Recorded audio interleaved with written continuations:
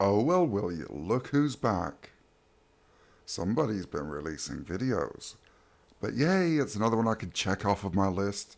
We've done Milo, we've done Riley. Kevin Logan, we got one coming, but today, Anita Sarkeesian. Yes, the one on my list that I didn't think was going to be gettable anymore, has decided that it might be an idea to release a video. So yes, let's have some fun.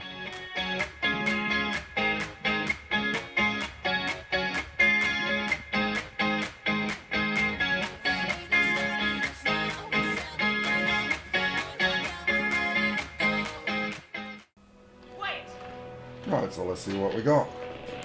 Anita's got a story to tell before we get into it. You're not going alone. She's just building up to her first point of bullshit contention. Now, I haven't played any of the games that she talks about, so I can't attest to the content. So I'm going to take her at face value on that, but that doesn't stop the blatant lies that she tries to tell afterwards. So, Ubisoft's okay, Anita. game Far Cry 3 casts players as Jason Brody, a young white American man vacationing in Bangkok with his brother and their white friends. But their carefree fun comes to an end when a skydiving trip goes wrong and they all end up being kidnapped by evil pirates who, you guessed it, are not white.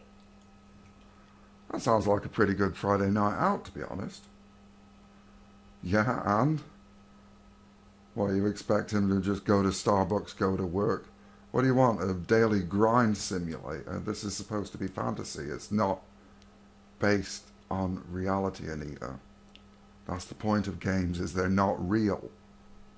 That is the whole purpose of games, is they are not real. And you can do things that you can't do for real with them. It's been, what, 5 years now and she still hasn't got this basic point. And what do you expect? It's Anita Sarkeesian. Jason escapes and encounters a group of island natives called the Rakyat, who enlist his help to rid their island of the pirates, ushering Jason into his exotic and exciting new role as a tribal warrior and white savior as Citra, a young woman who's viewed among her people as a warrior goddess. Well, that should make you happy, shouldn't it, Anita?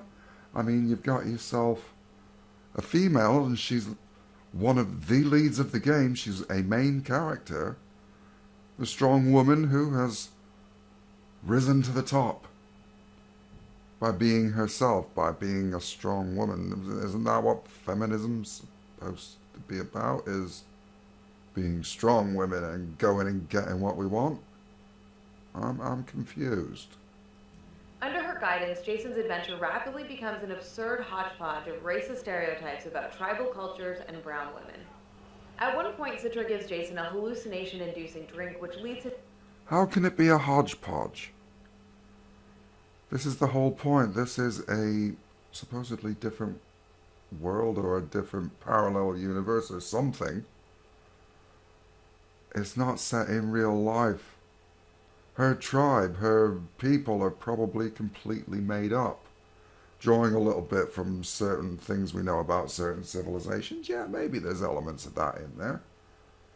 But when you're writing a story, you go with things that are real because it helps draw your audience in. They're things that are recognizable. So it's not all just completely alien. It's called storytelling. Jeez. Into battle with an imagined giant. After he defeats the monster, he's rewarded with a topless Citra, telling him that he's now part of the tribe. Oh my god, breasts! They're sexualizing the women's!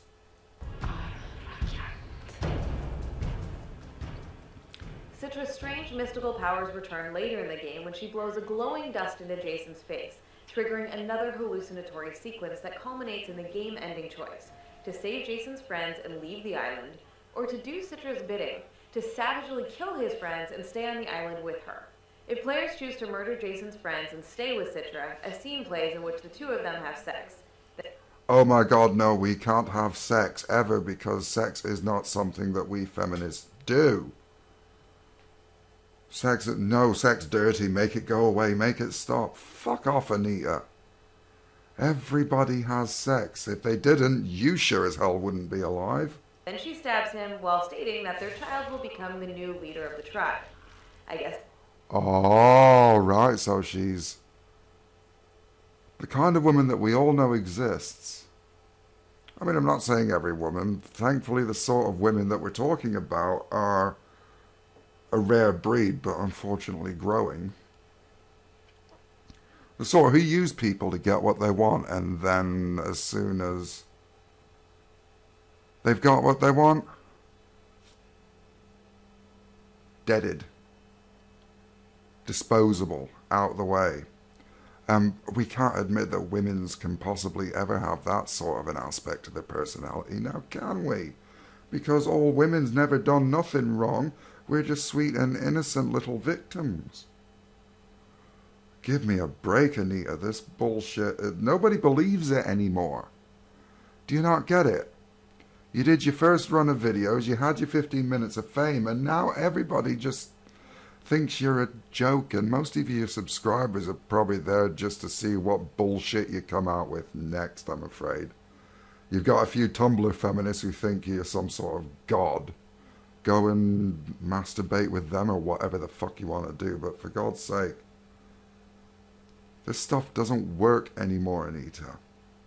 We've moved on. You need to as well. Those mystical tribal powers of hers just immediately let her know that she's already pregnant.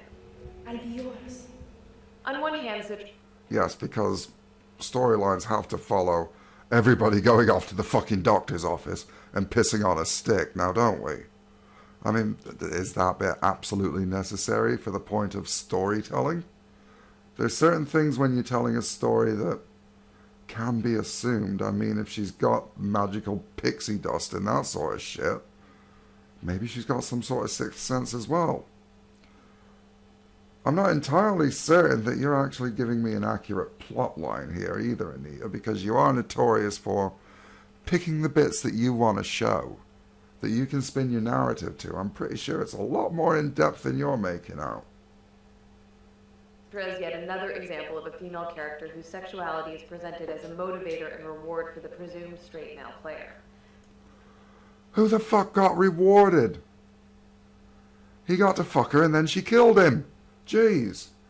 Some reward, that's what praying mantises do. She was in no way the victim. She knew exactly what the fuck she was doing, and it was cold, and it was calculated. There is no fucking victimhood involved. But there's something more insidious happening with Citra.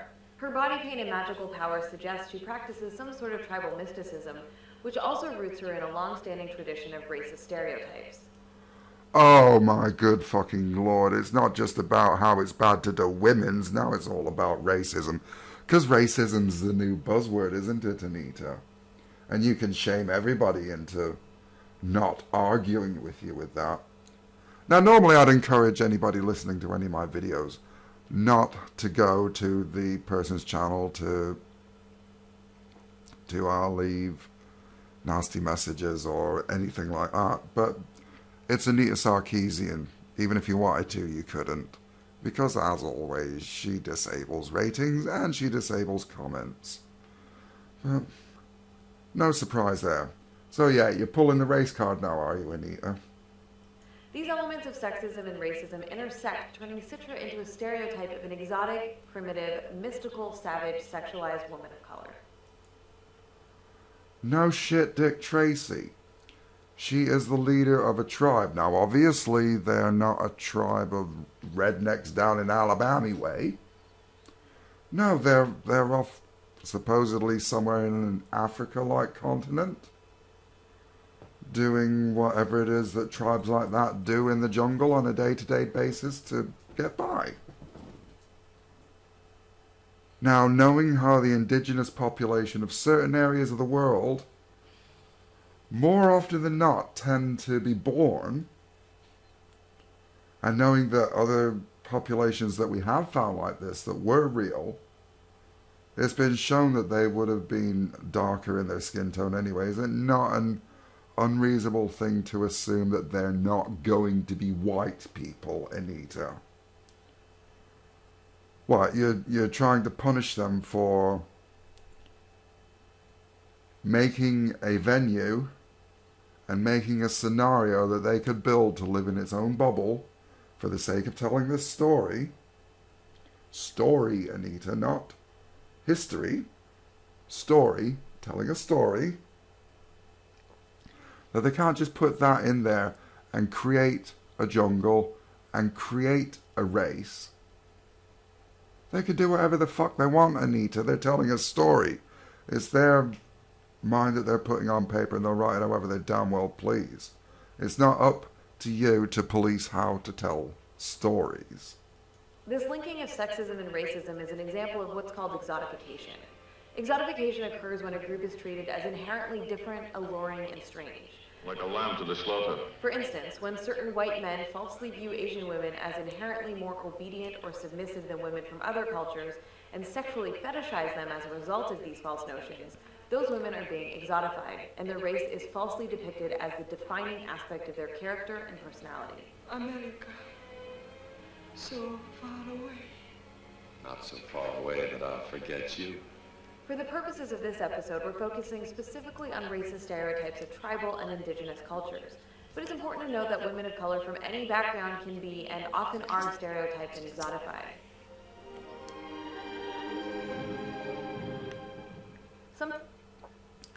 Oh my God, really? So, according to what you've just said there, Anita, you either think, or you're certainly trying to get the point across, that the way that you see it is us white men, we look at, say, a Japanese lady. And we say, oh, slanty eyes, yellow skin, must be submissive. Kneel, bitch. No, no, no, no, no, no, no. Japan has its own culture. White men are not stupid. For those who this is the way that they're precluded to go as far as who they are attracted to, I sure as hell ain't gonna fucking fault them for who they're attracted to and who they are not. Now, if these gentlemen like the Japanese lady, then I'm pretty damn sure that they're going to learn about the Japanese lady, which means understanding at least a bit of her culture and how she has come to be seen in the way that she is, the stereotype that you're talking about. Now, yes, I agree, stereotypes don't apply to everybody, but they are called a stereotype for a reason. And the reason for that stereotype is their culture, not their race. You fuck nugget. Sometimes black female characters are exotified entirely through clothing that simultaneously sexualizes them while also evoking racist stereotypes. 2009's Resident Evil 5 introduced a new character to the series, Sheva Alomar, a bioterrorism security assessment alliance agent who joins Chris Redfield as he confronts an outbreak. All right. Yeah, well. So, you want black women to be in games in the lead roles, basically, playing the honorable, virtuous, according to your definition, which, according to the left, that changes fucking weekly. But she has to be front and center, nothing bad ever happening to her, and everybody bowing to her knees. But she must also be dressed like a saint and not a slut. So you're basically slut-shaming, Anita. This is what you're saying. Is that this woman is who in the game got to where she is through her own hard work, because that's the way it works. You get to where you are through hard work. And because she's done that and done it on her own terms, you feel the need to slap her down because she's not conforming to your idea of how a lady should present herself. That's pretty much what you just said, Anita. Infected in a fictional region of Africa. The first time you play through the game, Sheva looks like this. However, once the story has been completed, if players also collect all 30 BSAA tokens scattered throughout the levels, they unlock a new outfit for Sheva called the Tribal Costume. Equipping this outfit takes Sheva, who up until this point has been wearing somewhat practical attire for the work she's doing, and shoves her into a leopard print bikini top and a few tatters of fabric around her waist, Oh my god. Anita is now bitching about a bonus skin. Which, by the way, you're not obliged to play the game using. You really do not have to have her dressed like that. You can have her dressed in one of the, what may well at that point be 7, 8, 9, 20, 30 different possible outfit combinations that she has that you picked up. This is like the very last one that you get. And because it looks like a fucking leopard skin bikini, Anita's losing her shit. Oh, this is fun. While also applying paint markings to decorate her face and body. In Hyrule Warriors, the villain Sia is one half of the spirit of the original sorceress. Oh god, and she's got her boobies out, so that's going to be a problem too. A noble being who watched over the balance of the Triforce. When the evil Ganondorf drives the light from the sorceress's soul, she splits into two, with her virtuous half becoming Lana, who, like the similarly righteous Link and Zelda, is fair-skinned. Meanwhile, her evil half becomes the darker-skinned Sia, who casts dark magic, wears an extremely sexualized outfit, and whose body is adorned with markings reminiscent of tribal body paint. Yeah, and it's called Contrast, Anita. Way back when television was in black and white, and the cowboys used to come on, like the John Waynes and the Western shows, they were all in black and white. The black man, no, it wasn't the black man. The villain, you know, the bad guy for the episode, always wore the black hat. And the good guy always wore a white one, or at least a very light coloured one. It was the contrast between good and evil. And the way our minds have been brought up to understand it best, is good is white. White is pure.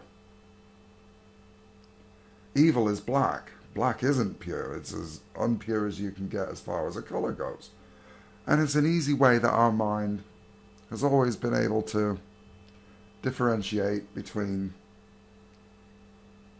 why certain characters dress in certain ways, especially in fantasy and science fiction, in the movies and games. They dress a certain way to make them identifiable as the guy you're going after. It really is as simple as that. These differences between Lana and Sia, two halves of the same being, directly link the color of their skin to their goodness and virtue, falsely suggesting that a lighter skin tone reflects a purer, more noble spirit. In reality, No, you've kind of half got what I've said to you about how we perceive black and white. The majority of people do not assign that to skin tone. The majority of people understand that it is a tool used by storytellers, used by the film industry, used by the game industry to denote certain things. It's just the way stories are told in a visual format. It's always been that way. It has got absolutely nothing to do with skin tone. lighter-skinned women of color are often depicted as more desirable and more virtuous because they come closer to meeting the culturally dominant white beauty standards. This insidious notion that a darker skin tone reflects a less moral or virtuous soul is hardly new to the Zelda franchise, in which What the fuck? Hang on, let me rewind that bit back. this insidious notion that a darker skin tone reflects a less moral or virtuous soul is hardly new to the Zelda franchise, in which the heroic and noble characters like Link and Zelda are fair-skinned, while the recurring villain Ganondorf is associated with the darker-skinned Gerudo people. He's a different... It's like playing the Warcraft franchise. You've got humans and you've got orcs. Orcs are a different species. And I dare say in this world he's not exactly going to be identifying as human or humanoid like Link and Zelda would, or Elven or whatever the dynamic population. He is pretty much an alien to the planet. That is why he looks different. That is why his skin tone is different, because he's a different species entirely. But you gotta spin that narrative, haven't you? How are you meant to debunk strawmen if you don't build them first? In Diablo 3, there are 6, soon to be 7 classes to choose from, but only one of them is represented by black characters, the Witch Doctor, employing just about every visual stereotype about tribal warriors in the book. Elaborate piercings, skull masks and body paint, and carrying voodoo dolls and shrunken heads as items of power. The Witch Doctor... Fantasy, Anita, fantasy. Doctor is a caricature of tribal identity rooted in centuries-old racist imagery that has no place being perpetuated in the 21st century. And Centuries-old rapist imagery? Wow, that's quite an assertion. this is nothing new. Harmful, ignorant, racist stereotypes have been used in the design of supporting characters and enemies in games for decades, and often the result is female characters who are both sexualized and exotified. Have you come to kill me? It's a... Setting, Anita. You need to take into the account the setting. And women can be as fucking sexual as they like. If that's how they want to be, then what the fuck is wrong with it? If you want to be sexual, you do what the hell you like. Yeah, people probably call you a whore, but what does that matter? You're living your life how you want to live it and on your terms. There's nothing, absolutely nothing wrong with that. Why are you telling these women in these video games that they're not allowed to? No, you mustn't do that because you're a video game and you must preach only moral and virtue. As dictated by Anita Sarkeesian. No, sorry. No. no secret that fighting games often feature sexualized female characters, and often feature characters whose design is rooted in ethnic stereotypes. Sometimes these two elements combine in sexualized, exotified female characters. In Street Fighter 4, Elena wears, well, she wears almost nothing. But the bands that she wears on her arms, legs, and neck vaguely suggest African tribal culture, and she possesses that stereotypical character trait of a mystical connection to the earth. A mystical connection to the earth does not mean African traits. Have you spoken to any Wiccans lately? Those ain't just in Africa, those are everywhere, the Wiccans. They've got a connection to the earth as well.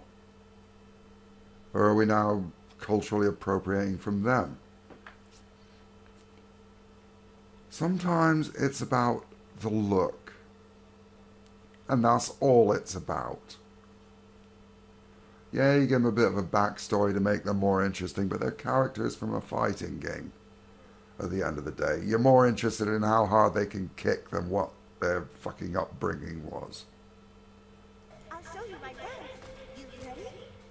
All these stereotypes are anything but harmless. Here in the United States, racist images and stereotypes of black women have been doing tremendous harm for centuries.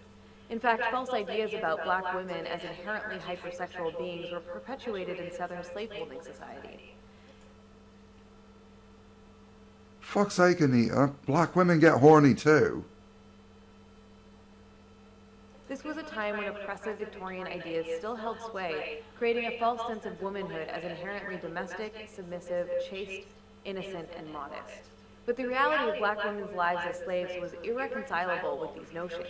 Not only were female slaves, of course, denied any and all basic rights as people, they were also often forced to be naked when on display at auctions, were regularly whipped in partial or total nudity as punishment, and were frequently sexually assaulted and raped by their owners. They were slaves, Anita, in the truest definition of the form, of the word.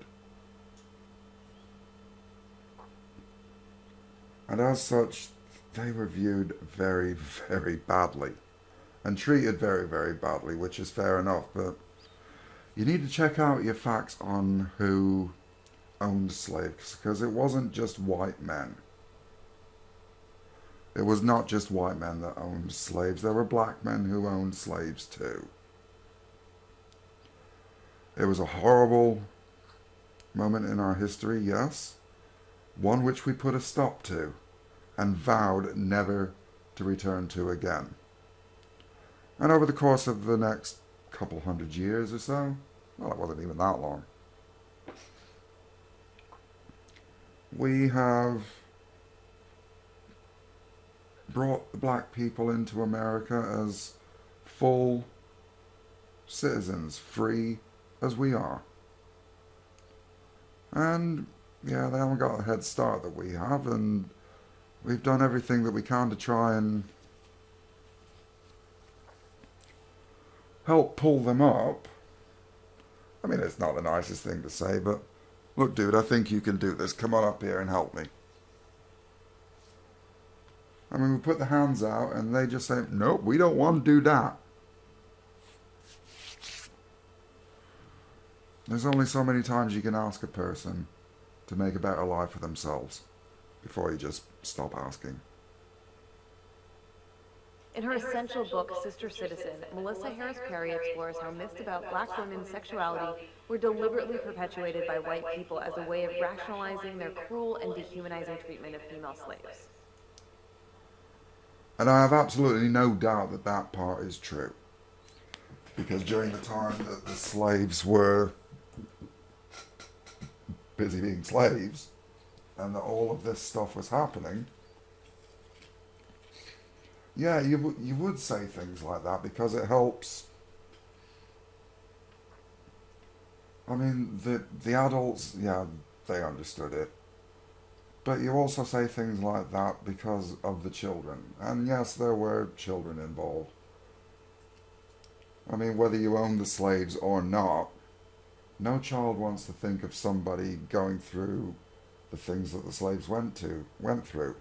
They're not old enough to process and comprehend what that means, and nor should they be. So yeah, they get the nice, sweet story about how nicely the slaves are and all the rest of that, and making them a non-issue. You give a kid a story that they can buy into and they're happy with that. I mean, for fuck's sake, Santa Claus has been around long enough, hasn't it?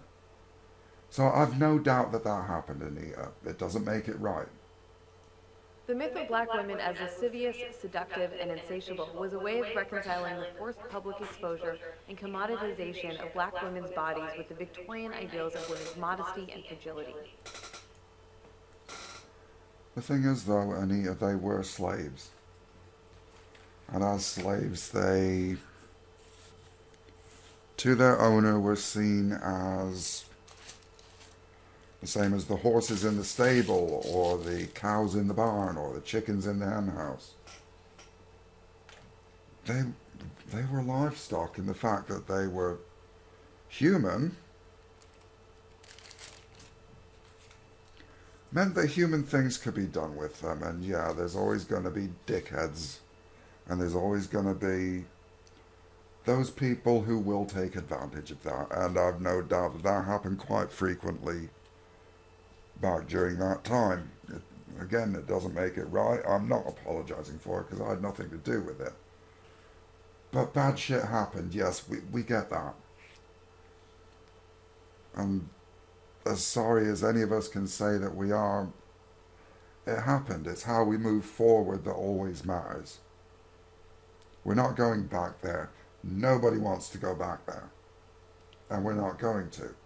We want to try and move forwards instead of just stigmatizing people for what they're perceived to be thinking and what they're not. It's just ridiculous. We don't want racism.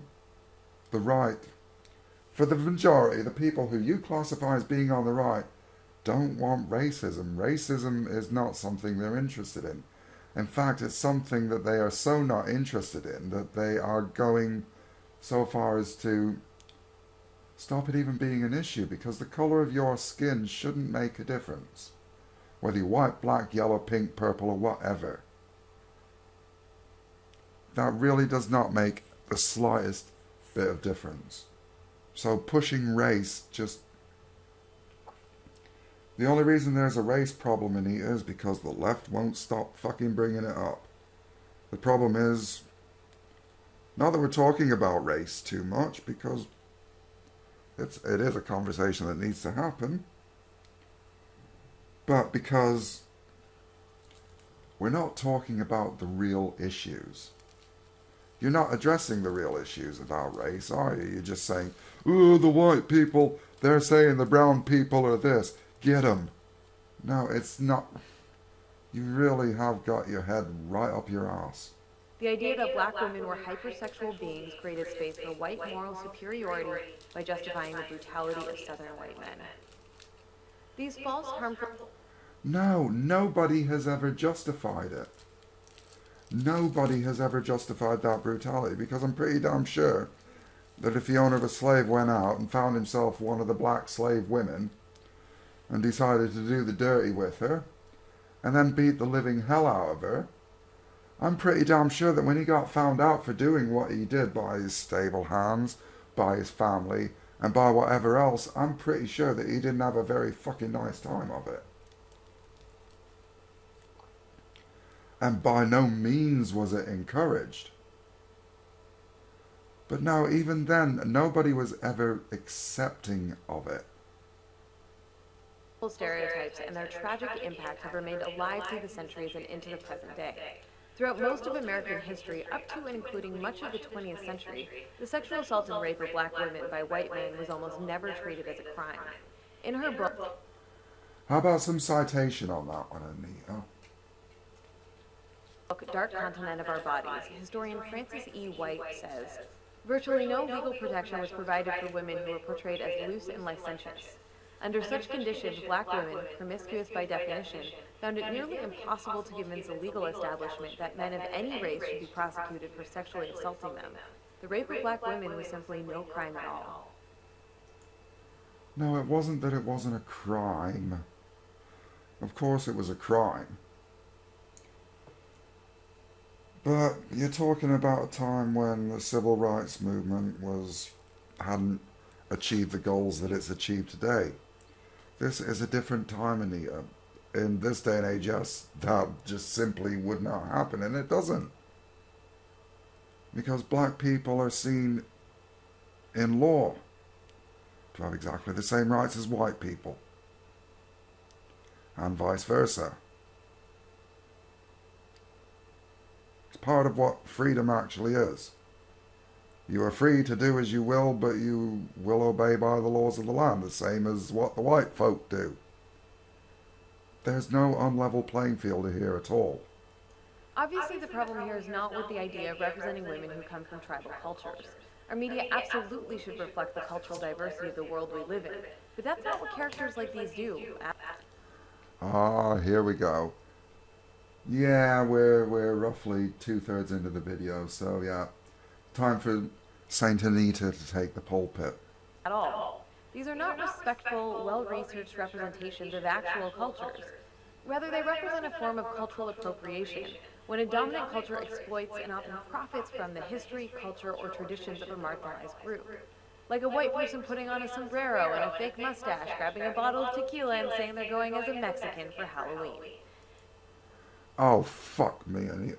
Have you never heard of the concept, or even the word, fun? Do you think that that guy in that picture who went in a sombrero as a Mexican to his Halloween do pissed off one single Mexican for doing it? I mean, the Mexicans were probably busy being Superman and shit like that. It's called having a bit of fun and being silly, and yeah, the guy in the sombrero probably is taking the piss out of Mexicans a bit, but that's the point. And the taking the piss is not to degrade the Mexicans. When you're talking about guys specifically, the taking the piss is a way of inviting them into the circle. I took the piss out of you. Okay, you come over here, have a drink with us. Your turn to take the piss out of me. And that's how men bond. And to do that, you need to be silly, you need to be outrageous, you need to be over the top. It's exactly what that costume is. It's not cultural appropriation at all. In fact, if anything, it's cultural integration. These offensive and embarrassing depictions reduce rich cultures down to a few stereotypical signifiers. Mystical powers, skimpy, tattered clothing, body paint, and racialized hypersexualization are used as shorthand for exotic. No, it's used as shorthand for confident. As a result, these signifiers reinforce extremely false and damaging stereotypes about the people and cultures that they're appropriating. These false, harmful myths and stereotypes continue to contribute to the marginalization and oppression of women of color in America today. Oh, bullshit. I'm just calling you flat out bullshit. You need citations for that. I'm going to have a look in the video, but I bet you haven't provided any, because that's your usual routine. You seriously need to prove that video games are making people racist. You couldn't prove that it was making them sexist. I'm pretty sure you're not going to prove it's making them racist neither, Anita. For instance, in her book, The Politics of Disgust, feminist theorist Anne-Marie Hancock discusses how racial stereotypes about black women contribute to a political system in which the marginalized continue to be underserved, oppressed, and unheard. And there's some word salad for you. We very rarely see portrayals of women of color in games that incorporate the cultural history of those characters in honest, respectful ways. In many... Again, that is because backstory is usually incomplete because they're not an actual person. You build that up as you go along, and some elements, yeah, you may leave out because, hey, you got to have something to make sequels with, haven't you?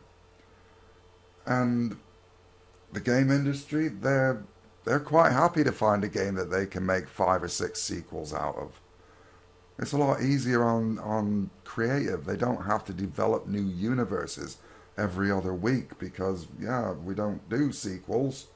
Anyways, Alex Vance from Half-Life 2 and its follow-up episodes is a great character, and it's good to see a non-sexualized woman of color in such a prominent role. But the game isn't concerned with her cultural background.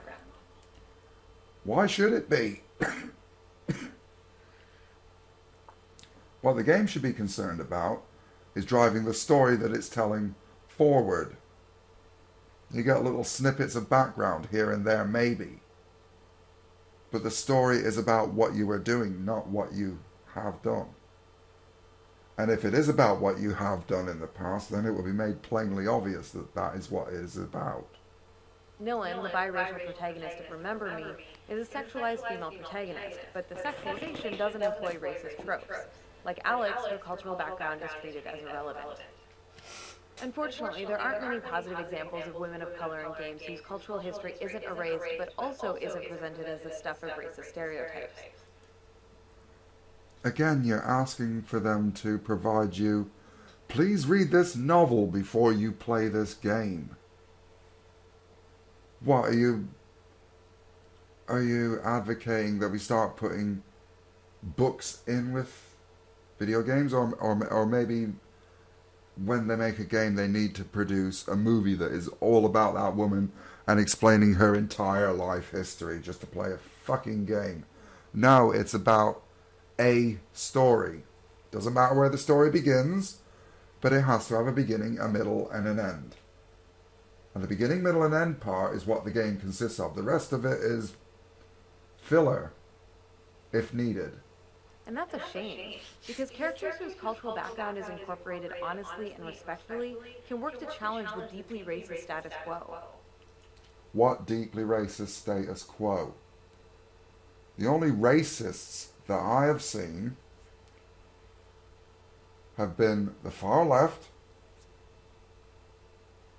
who are blaming everything on the white man, and are advocating for the exclusion of white men based on the fact that they are white men, which is, of course, colour of skin. Now, if you take everything that I've just said and replace white men with black men, they'd lose their shit. But no, because it's the white man, it's perfectly okay to persecute them. They are the only people who are promoting racism. The rest of us really don't give a shit.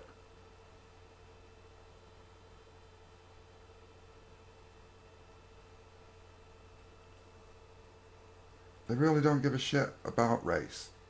What they're interested in is people. Is Tyrone over there a good person? Has he got a strong mind? Is he good with his hands? Is he a good thinker? Is he a good person to have a conversation with? Can you talk to him on all manner of things? Is he good to his family? That has nothing to do with the colour of his skin. And you need to stop pushing it as though Whitey is in charge of video games and he wants to make the brown people look bad at all times, because nobody with more than one brain cell is buying that shit. Nobody's buying it. Apart from the far left and certain members of the far right. Because yeah, there are those. Not going to deny there are those. For anything, there's going to be an extreme. It's just the way the world works. The big task is to keep the extremes to the extreme and very small in numbers. When we can do that, then things work quite well. At the moment, we're not doing so good with that because we've got the extreme left who's causing needless problems that are going to cause us all a lot more problems than having your gender pronouns recognized was ever fucking worth. We're at least seeing some improvement where black male protagonists are concerned. Though they're far from perfect in terms of representation, 2016's Watch Dogs 2 and Mafia 3 center black male characters and acknowledge black identity and structural racism as aspects of their characters' lives. So what? Grand Theft Auto 5 did that as well, with Franklin. I wonder if you'll mention that one though, Anita, but probably not, because GTA is one of your favourite go-to games for the evils of video games. Because GTA 5 was actually pretty well written, to be totally honest. Mafia 3 does feature a supporting character named Cassandra, a woman of Haitian heritage whose background is very important to her character. Cassandra fights the entrenched Italian mafia and their racist brutality against the poor black citizens of the game's fictional southern city. The game 1979... Yeah, and it's part of a storytelling. There are ways that a story can be told and be told well. That was a good example of it. But that doesn't mean that a story has to be told in every single game to the extent that you want it to be, Anita. Revolution doesn't center a woman as its protagonist, but in telling the story of the Iranian Revolution, it illustrates how games can introduce players to new cultural perspectives in ways that are respectful and compelling, and that work to counteract stereotypes rather than to reinforce them. We are a nation of equality greater than Western capitalism. One game with a female protagonist that does... Oh, well now, doesn't that sound like the communist motto? Just randomly inserted into the middle of your video, Anita, for no real apparent reason. We got you. We see what you did there. An excellent job of incorporating a character's cultural history and traditions is Never Alone, which stars a young girl named Nunya, a member of the Inupiat people of Alaska. Folklore and traditions of the Inupiat are incorporated throughout the game in a respectful way that enriches the player's understanding of these people and their experiences. Again, good of you to show some examples of it well done, but that doesn't also mean that it has to be done every single time. There's some stories that you want to tell where having a rich back history is vital. And there's others where back history isn't. It's the nature of storytelling. But then you might know that if you actually wrote anything, because we know somebody else writes your scripts, love. You just sit there like a muppet and read. This kind of respectful treatment of cultural history and traditions should be the norm, but instead, games more often just plunder marginalized cultures with no sense of respect and no concern whatsoever about accurately reflecting the people and traditions they're appropriating from.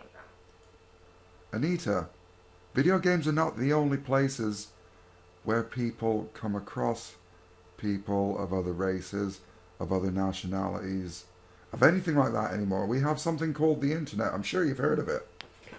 That means that as the human race, we are able to more directly interact with people of different races, different cultures, different nationalities, different beliefs, much more easily than we ever could before.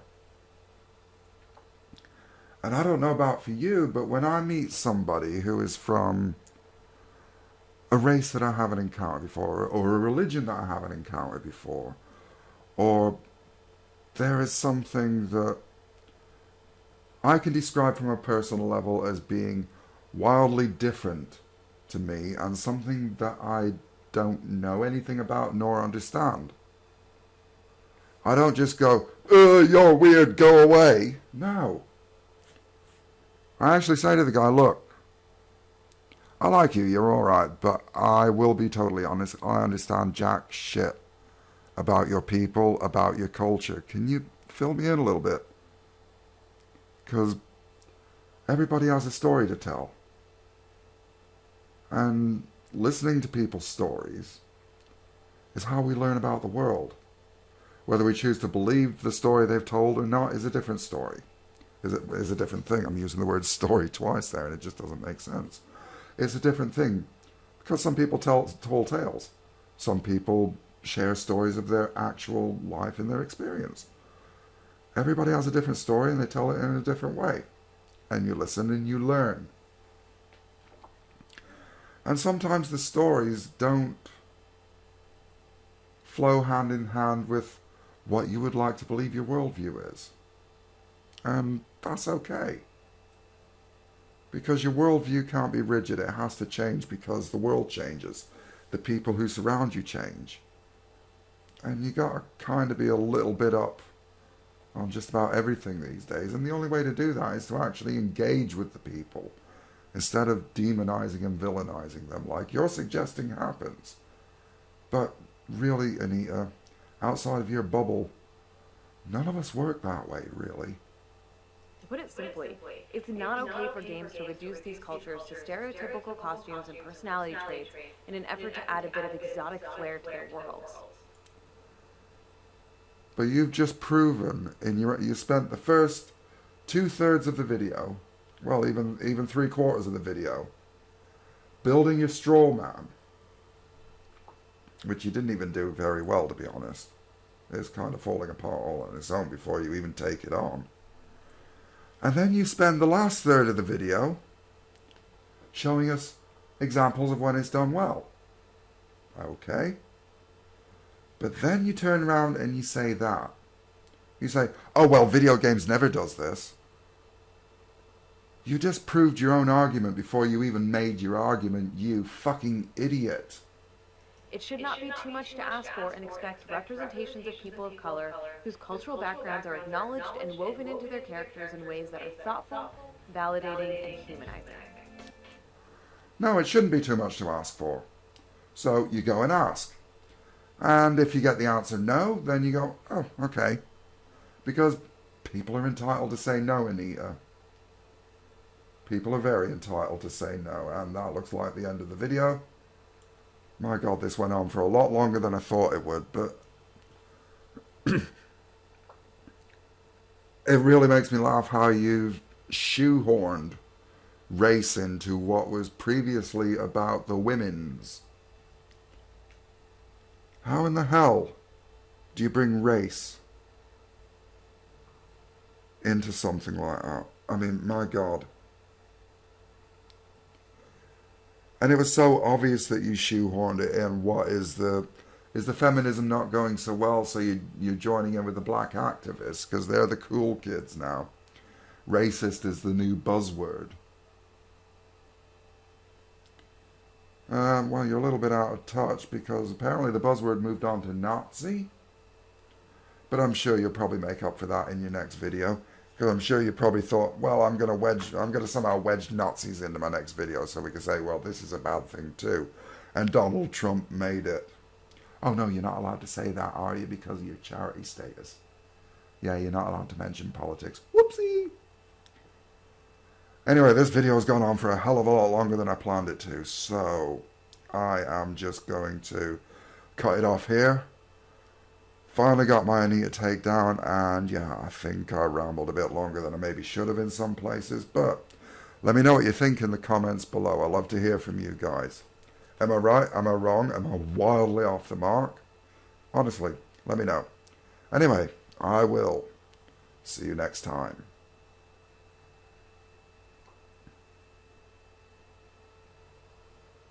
Thanks for watching. Please help support me by clicking on the like and the subscribe buttons. Also, if you want to help me to continue to make content at a faster rate, then why not support me on Patreon? Just $1 a month makes the world of difference. Or you can send a one-off donation via PayPal. The links are in the description. Why not also follow me on Twitter? In the meantime, if you enjoyed this, then you may also enjoy one of my previous videos. Just click on the little boxes and it will take you off to one of them right now. See you all next time.